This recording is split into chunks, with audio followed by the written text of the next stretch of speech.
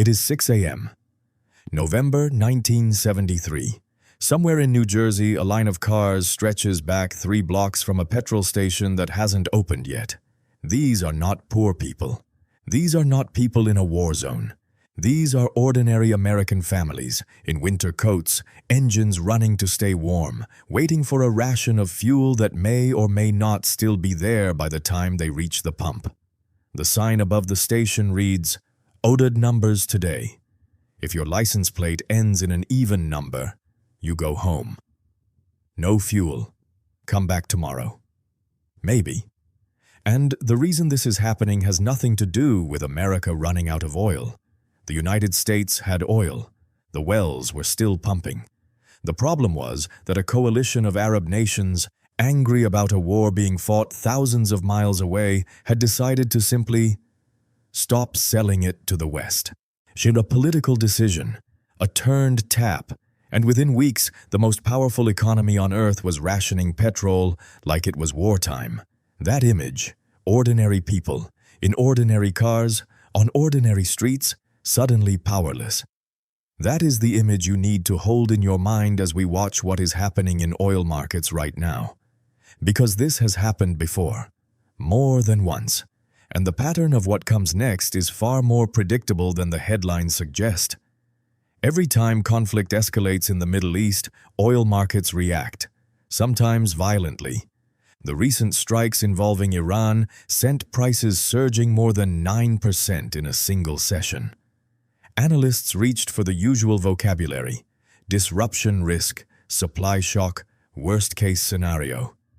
But here is the question that never gets asked in those moments of panic. What actually happens next? But not in the trading pits, not in the policy rooms, but to the family filling their tank, to the small business owner watching their delivery costs rise, to the ordinary person who has a wolf position in crude futures and no lever to pull. What does history say they should do? Because we have 50 years of data on this, 4 major oil shocks, dozens of smaller ones. We know how this story goes, and the ending is almost never what the opening suggests. Let's go back to that petrol cue. In the weeks after the Arab oil embargo of October 1973, the price of a barrel of oil quadrupled, from roughly $3 to $12, in the space of a few months. That is not a typo. Quadrupled. In terms of the tank of petrol filling an average car cost, in real wage hours, roughly twice what it had cost the previous summer.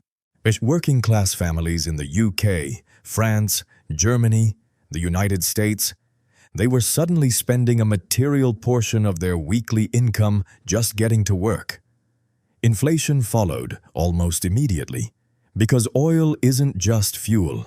Oil is embedded in everything, in fertilizer, in transport, in plastics, in heating. When oil doubles, the cost of nearly everything edges upward, and wages don't keep pace. They never do, not quickly. But here is what the headlines missed in 1973, and what they always miss. The ordinary people who came through that period with the least damage were not the ones who predicted the crisis. They were the ones who changed their behavior first. Europeans who already lived close to city centers, who used public transit, who bought smaller cars, they felt it less.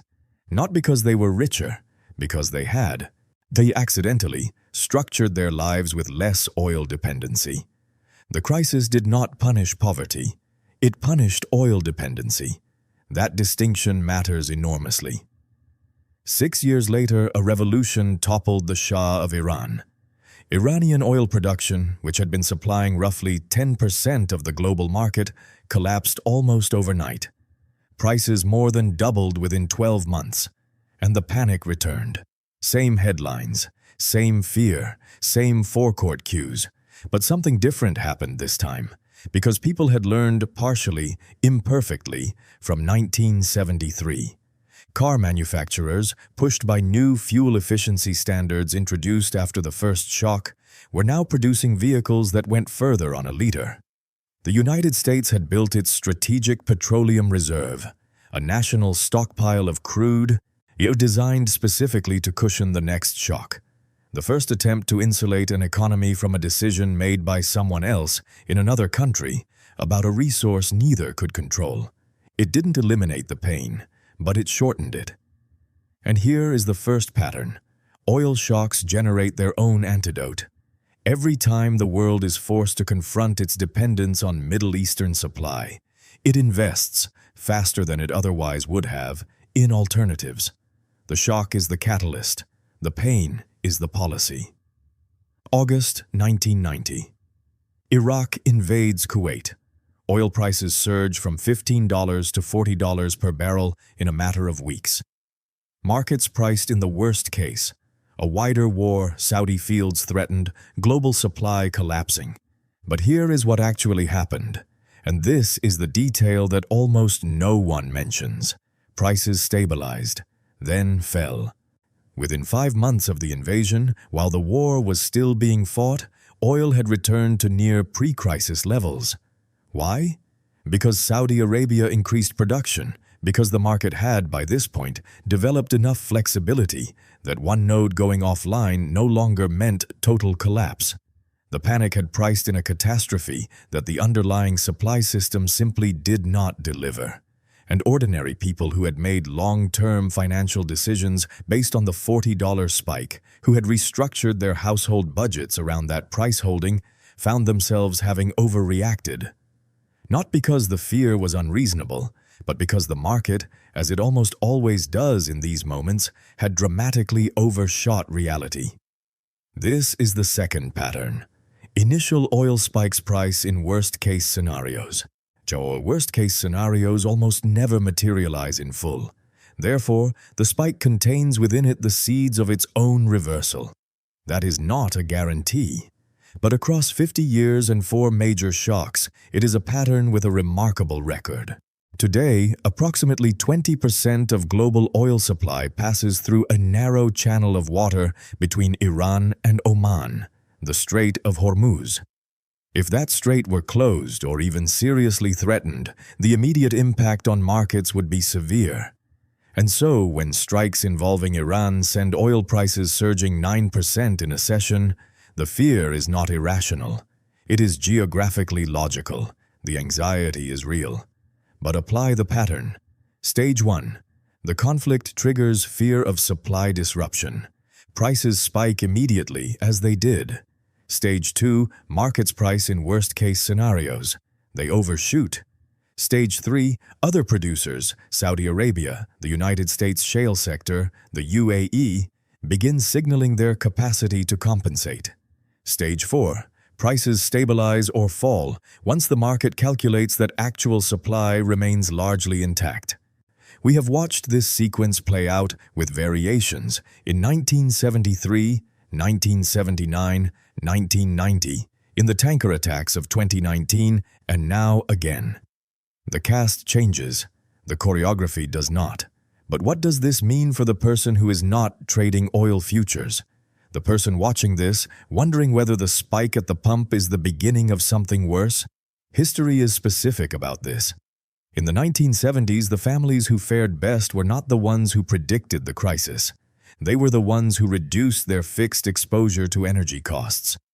Insulation, smaller cars, local sourcing of food.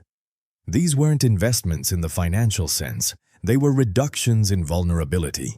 And that distinction between chasing the upside of a crisis and simply reducing your downside runs through every era of oil shock history. Energy company shares have, historically, performed well during oil spikes. This is documented. But the timing window is narrow. The spike is often priced in before most retail investors can act, and the reversal comes faster than the consensus expects. What actually protected ordinary household wealth across these periods was not asset allocation. It was reduced dependency, less oil in the budget, more resilience in the supply chain of daily life. The people who had already moved toward this position, by accident or by instinct, found that oil shocks were inconvenient, but not devastating. The people who had built lives entirely denominated in cheap energy found out the hard way. And here is the insight that almost no one talks about when oil prices spike. Oil shocks don't destroy economies. They accelerate transitions. After 1973, the fuel-efficient car. After 1979, the strategic reserve, the diversification of global supply. After the 1990s, the shale revolution, which by the 2010s had made the United States energy independent for the first time in decades. And now, after each successive Middle East tension, renewable energy investment accelerates faster than it would have otherwise. The thing that markets fear most, a sustained, structurally high oil price, keeps generating the innovation that eventually destroys the basis for that fear. Every oil shock has made the next oil shock slightly less powerful. Not because the Middle East became more stable. It didn't. But because the world's dependency on that single bottleneck quietly, incrementally diminished. That is not a prediction about what happens next week. Oil will do what oil does in the short term. It will respond to fear, to rumor, to satellite imagery of smoke above a refinery. But over the arc of decades, the pattern is clear. The shock is the stimulus. The crisis is the accelerant. So the question is not whether this latest escalation will send prices higher. It already has. The question is not whether there will be pain at the pump or a wobble in inflation data or nervous commentary from central banks. There will be. The question is what you do with the pattern. Because the families standing in that New Jersey petrol queue in November 1973 were not powerless. They just didn't know it yet. The ones who responded to that moment, not with panic, but with a quiet, deliberate reduction in their own oil dependency, they were not the ones the news covered. They were the ones who didn't need to be. And every oil shock in history has asked the same question of the people living through it. Are you going to price in the worst case, or are you going to quietly reduce your exposure to it? History has a strong opinion about which answer aged better.